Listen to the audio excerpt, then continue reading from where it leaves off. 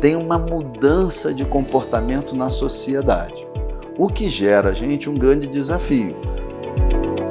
Nem os acadêmicos, nem as instituições de ensino estão preparadas para fazer um padrão de qualidade de educação que é esperado para a sociedade como um todo. Educação não é uma pasta de dente, né? Educação, você tem que entender qual é o seu público-alvo, qual é o tipo de letramento, qual é o letramento digital do seu público. Nos próximos 10 anos, 3/4 da população ativa do mundo, ou seja, as pessoas que estão trabalhando, vão ter que ser retreinadas. Imagina esse jovem que está entrando na universidade agora, ou que está começando no ensino médio, ou no ensino fundamental, como ele vai ter que mudar a cabeça dele de pensar e como ele vai fazer. Você já ouviu falar de disrupção digital? Como isso impacta o mundo da educação? Como engajar as pessoas a não parar de aprender mais no meio de tanta tecnologia que revoluciona tudo o que a gente faz? Na série de conversas sobre o futuro da educação à distância no Brasil, hoje a gente tem a honra e o prazer de receber o reitor Carlos Longo, da Universidade Católica de Brasília, que é um especialista nesse assunto. Ele já escreveu 3 livros sobre a qualidade da educação à distância, inclusive um premiado, com o prêmio Jabuti. E ele também é vice-presidente da Associação Brasileira de Educação à Distância, que vai organizar um evento muito importante aqui em Brasília. Professor, é uma honra, um prazer tê-lo nessa conversa sobre o futuro da educação à distância no Brasil. E eu vou começar pelo início de saber de onde vem a sua paixão e a sua dedicação por esse tema. Primeiro, muito obrigado, Júnior. Prazer grande estar aqui conversando com vocês. Assim, eu quando estava estudando na Inglaterra, o meu doutorado, o meu orientador, que era um estatístico, ele notou a deficiência que eu tinha na área de análise numérica, Aí ele falou, não, você tem que fazer uma disciplina nessa área. E eu falei, tá bom, o que eu vou fazer? Ele chegou assim, não, você vai fazer na Open University. Eu falei, a Open University? Eu estudava na Universidade de Newcastle. E eu falei, mas na Open, como assim? Não, é à distância. E eu fui fazer o curso. E aí eu comecei a me apaixonar por aquela coisa e eu falei assim, poxa, coisa interessante. E eu comecei a explorar, eu fazia o meu doutorado e comecei a explorar, e comecei a fazer contato com colegas de fora, uma instituição nos Estados Unidos. Era engraçado que a gente vai ver da idade nessa hora, Eu me lembro que eu fiz na Universidade de Wisconsin um curso para desenvolver URL, que eu fazia um endereço na internet.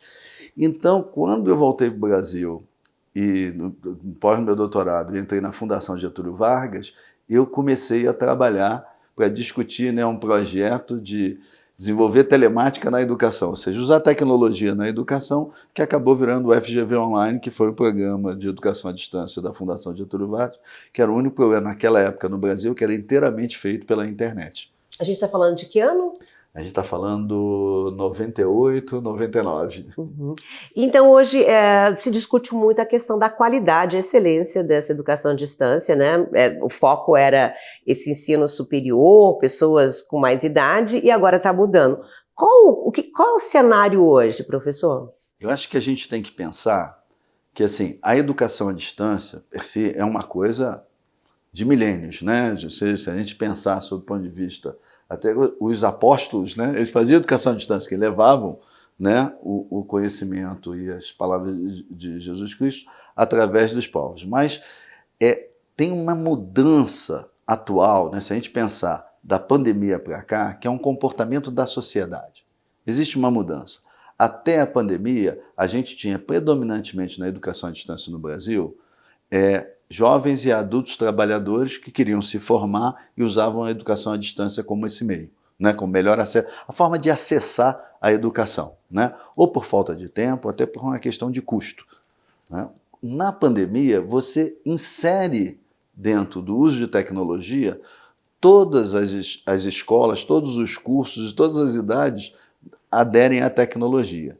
Quando a gente sai da pandemia, você começa a ver jovens, que essa geração digital, de pensar o seguinte, peraí, eu não quero fazer um curso à distância, mas eu também não quero ficar 1h30 ouvindo o professor Carlos Longo falar, se eu posso ver ele num vídeo e poder assistir mais de uma vez, fazer perguntas e interagir. E ainda colocar o X2, Exatamente. Velocidade dupla. Tem uma mudança de comportamento na sociedade, o que gera a gente um grande desafio. Porque nem os acadêmicos, nem as instituições de ensino estão preparadas para fazer um padrão de qualidade de educação que é esperado para a sociedade como um todo. Que ela tinha um formato para um determinado público. Porque educação não é que nem você fazer um produto, né, sem nenhum demérito, mas não é uma pasta de dente, né? Educação, você tem que entender qual é o seu público-alvo, qual é o tipo de letramento, qual é o letramento digital do seu público, preparar o seu professor para trabalhar com isso, com essa tecnologia, qual é o ponto que você vai precisar de uma interação presencial, onde a tecnologia se aplica. Então tem todo esse desafio dentro desse contexto. Uhum. Nesse sentido, professor, traduz para a gente, né, esse conceito de disrupção digital, que foi algo que um tema que o senhor pesquisou. A gente tem que pensar, geralmente quando a gente pensa em disrupção digital, no domínio da sociedade, é você inventar uma tecnologia que ninguém conhece. Quando, na verdade, a disrupção digital é o uso da tecnologia. Né? Porque, vamos voltar aí, a inteligência artificial, que é a coisa que está mudando o mundo e vai mudar cada vez mais. A cada semana, enquanto a gente está conversando aqui, alguém está inventando um algoritmo novo para a gente fazer esse vídeo aqui de uma forma diferente. Né? Mas é o uso da sociedade, porque a inteligência artificial é da década de 80. Mas só agora que ela se popularizou, principalmente o chat GPT é a coisa mais popular da sociedade, mas você tem algoritmos específicos para cada coisa. A gente estava conversando antes um pouquinho aqui do nosso bate-papo aqui, da gravação, sobre o Uber, né? O quanto disruptivo que é a disrupção digital. O Uber, na minha opinião, é uma disrupção digital porque ele captou uma demanda, pessoas que precisavam de um transporte mais ágil, mais rápido, e pessoas que estavam com seu transporte ocioso. Então ele juntou através da tecnologia isso. Então isso é uma disrupção, porque mudou o comportamento e mudou toda a forma. Hoje, no mundo inteiro, você vai na China, tem Uber.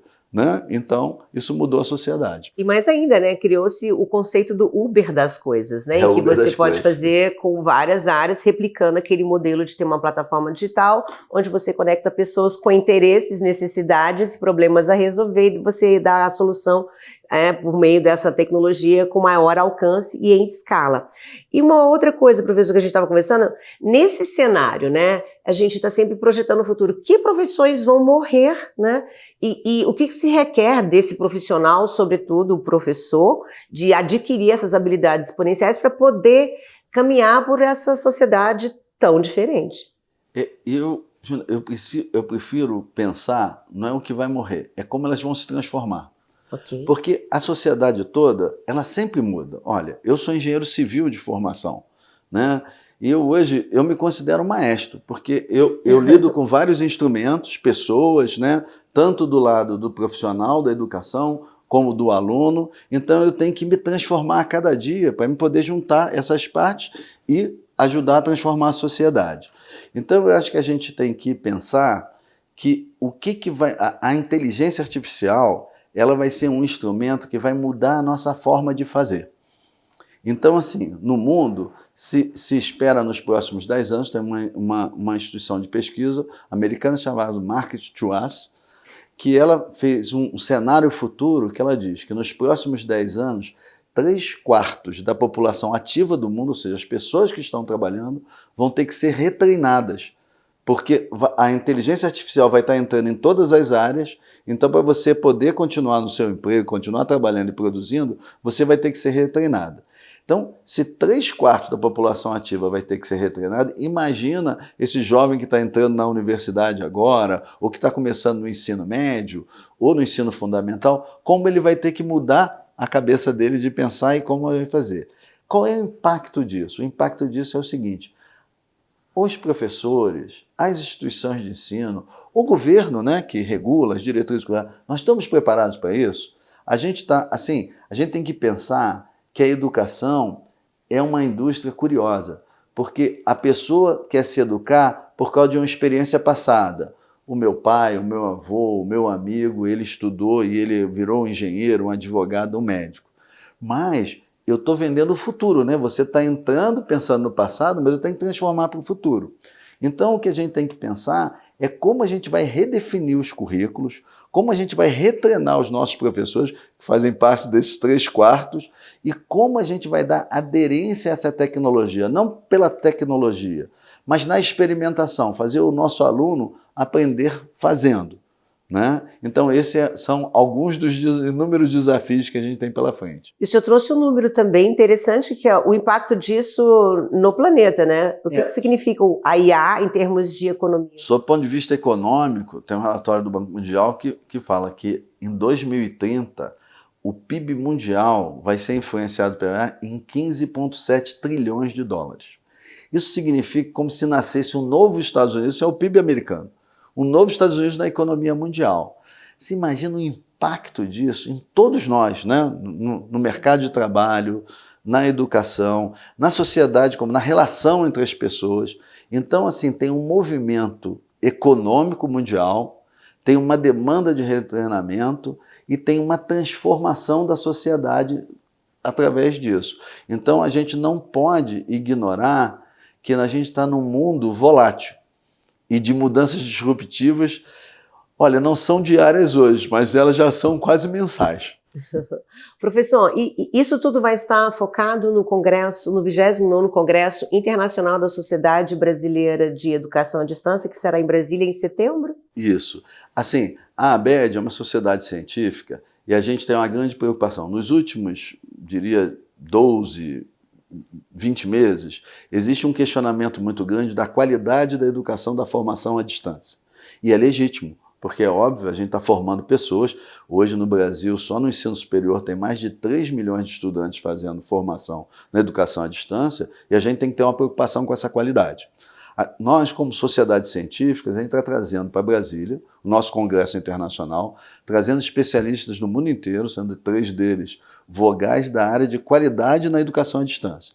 A ideia do congresso é discutir com a sociedade, com as instituições de ensino e com o próprio MEC, quais são os melhores caminhos para a gente criar um conselho, um modelo de qualidade, um modelo de regulação, que tanto o modelo de qualidade para as instituições de ensino para discutir e redefinir os seus processos e, ao mesmo tempo, criar uma regulação que seja objetiva e que garanta a sociedade, não. Quando eu entro naquela instituição para fazer um curso de administração à distância, eu vou tendo uma formação com a mesma qualidade que o meu colega está fazendo presencial, porque essas diferenças não deviam existir. Eu acho que é importante a gente também falar que o Brasil é um dos poucos países no mundo que ainda discute educação por modalidade. No mundo inteiro, a educação é híbrida. O que significa isso? Não existe educação, não é que não existe, não é educação à distância ou educação presencial. Você usa tecnologia naquilo que ela te apoia. Então, assim, uma aula expositiva, ela é geralmente dada através da tecnologia, da internet, de um canal de satélite. Uma dinâmica, né, pode ser dada tanto parte dela na internet como presencial. E a experimentação, a prática, ela é feita presencialmente. E o que define se é AD ou presencial é o percentual da carga horária. Mas no Brasil, infelizmente, a gente continua ainda discutindo modalidade, que é um tema que no mundo inteiro acabou e a pandemia enterrou de vez. Professor, como é que fica a questão da formação dos professores, né? Talvez acho que seja o elo mais vulnerável dessa corrente, né? Desse processo, que a educação é um processo, e foi muito impactado. Como é que está hoje a situação do professor brasileiro? Eu acho que esse talvez seja, no Brasil, o nosso calcanhar de Aquiles, né?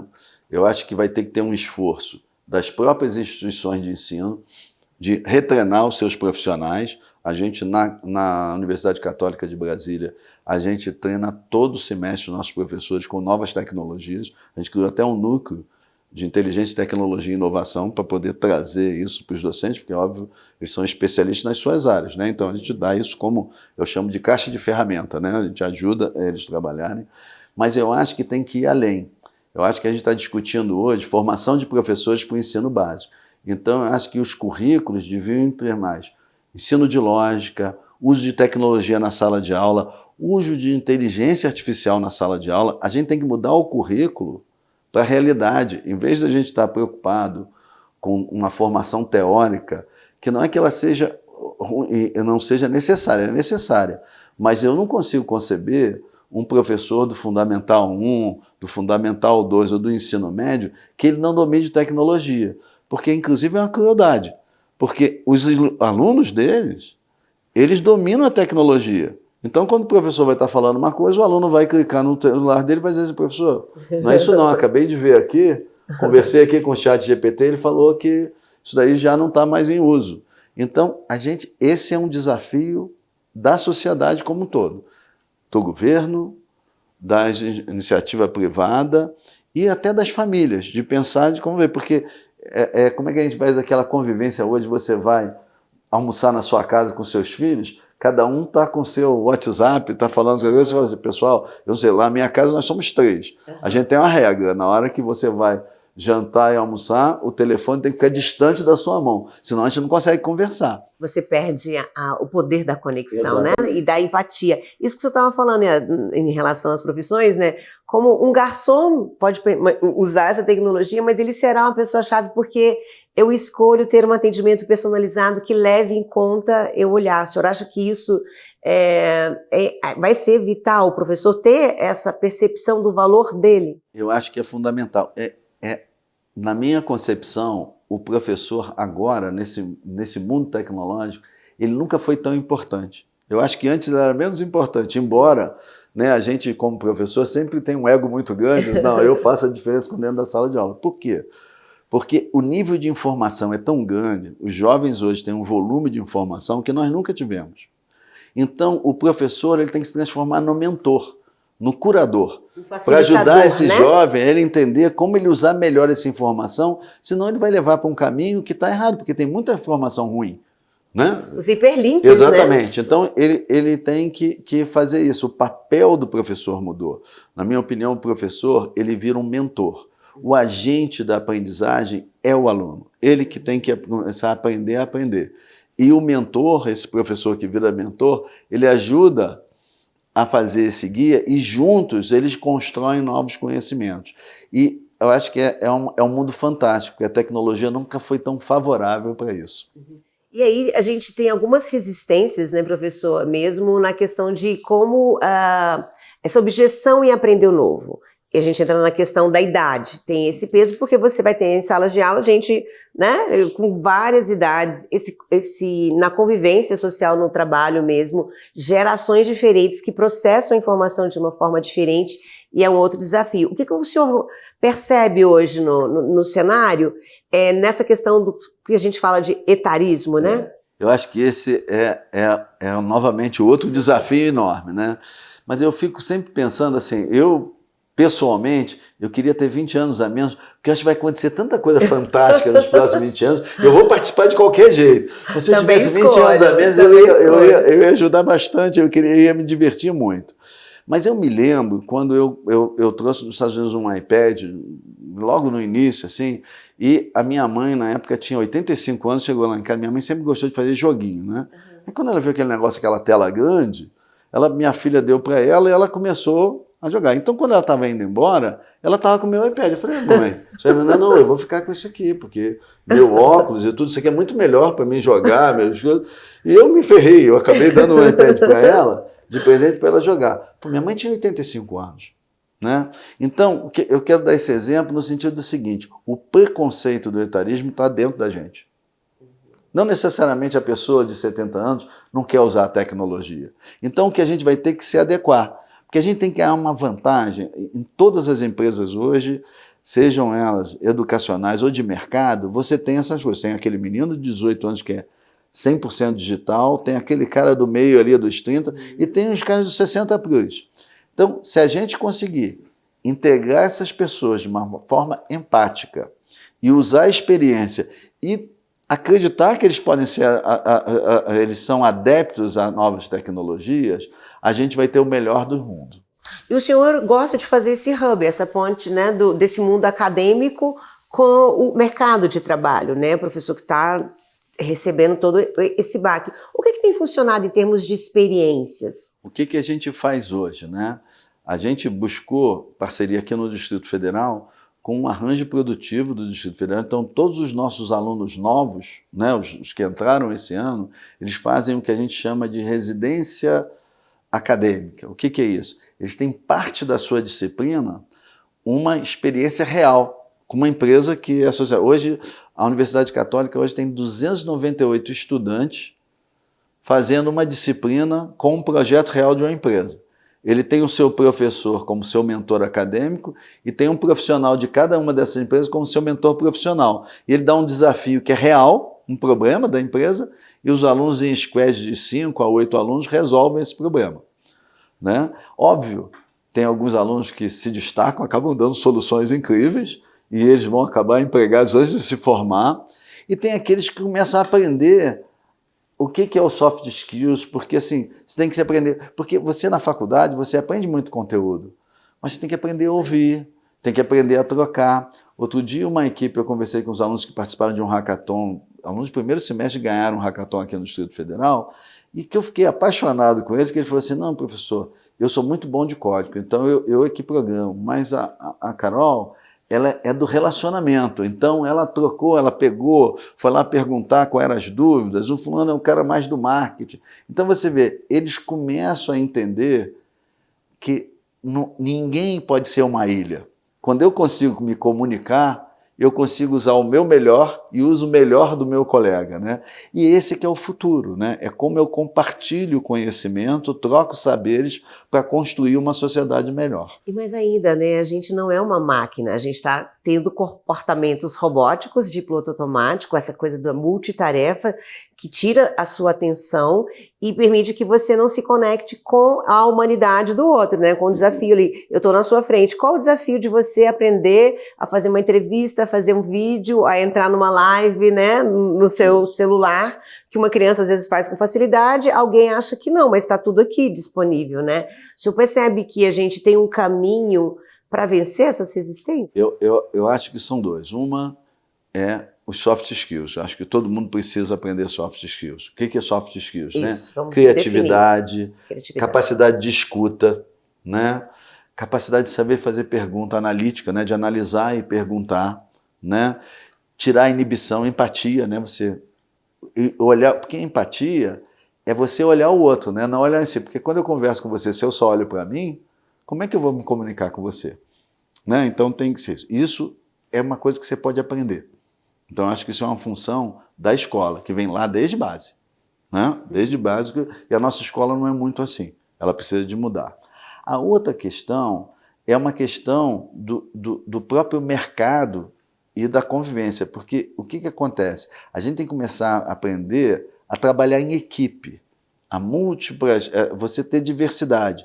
Ter uma pessoa que é boa de marketing, ter uma pessoa que é um bom técnico e começar a trabalhar junto. E é uma coisa curiosa, porque a área da saúde sempre foi assim, mas na formação ela é apartada. Porque o que acontece? Quando você entra no hospital, você tem o enfermeiro, você tem o médico, né, que todo mundo pensa no médico.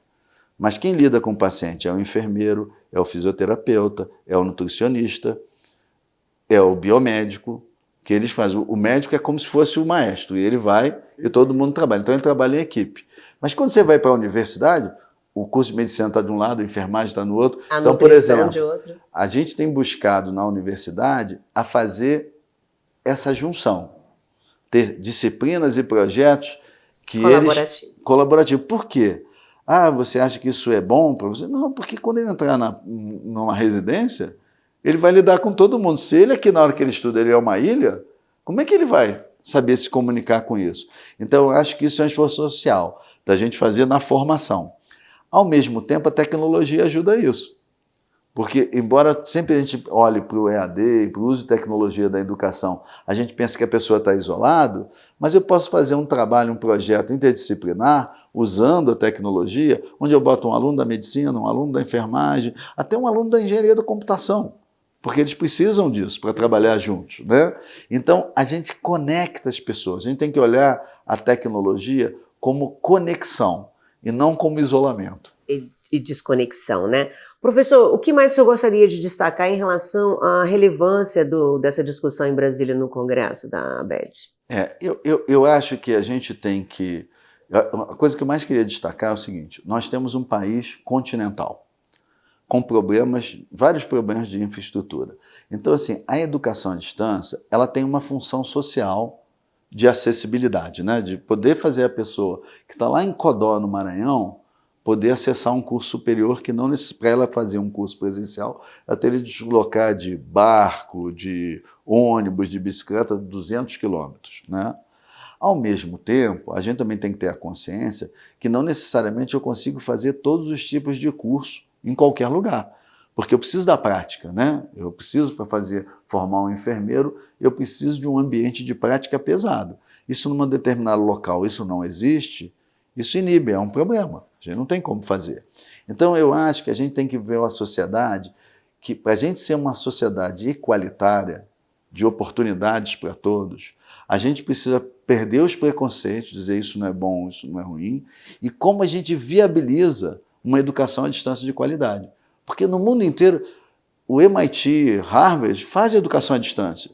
E o MIT e Harvard são consideradas as melhores universidades do mundo. Entendeu? Oxford, na Inglaterra, faz educação à distância. A Universidade de Bolonha, na Itália, faz educação. Eu nunca vi ninguém falar que essas universidades sejam ruins. Então, a educação à distância é um meio.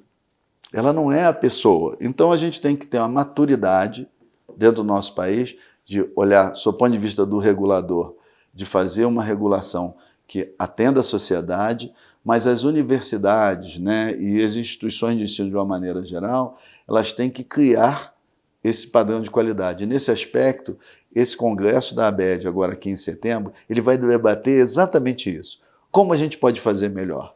Quais são os indicadores de qualidade que o mundo inteiro está usando? Vamos debater isso para que a sociedade possa começar a construir uma coisa mais confiável para os tomadores desse serviço e, ao mesmo tempo, o nosso regulador possa ter instrumentos que garantam à sociedade que esse curso tem qualidade. E como vai a relação, essas conversas com o MEC, né, que é o órgão que vai regular isso? Eu acho que hoje elas estão muito maduras, né? O MEC criou agora o CCPARES, que é um conselho, né, que envolve várias entidades, associações de mantenedores, estudantes e tudo mais nesse processo. Então, assim, eu acho que o MEC está num ponto maduro. E as instituições estão discutindo isso com o MEC. Então, eu sou muito otimista sempre, né? Então, eu acredito que a gente vai chegar num bem comum, porque o MEC quer melhorar as condições para a sociedade. E as instituições de ensino, a obrigação delas, seu motivo de existir é a formação de qualidade. E, naturalmente, toda essa discussão vai passar aqui pelo Congresso, né? Isso, também... não, com certeza. A gente espera ter um debate muito rico com todos. O MEC vai participar, as instituições privadas, públicas, todo mundo vai estar lá debatendo com um objetivo comum, que é a melhoria da qualidade da educação no Brasil.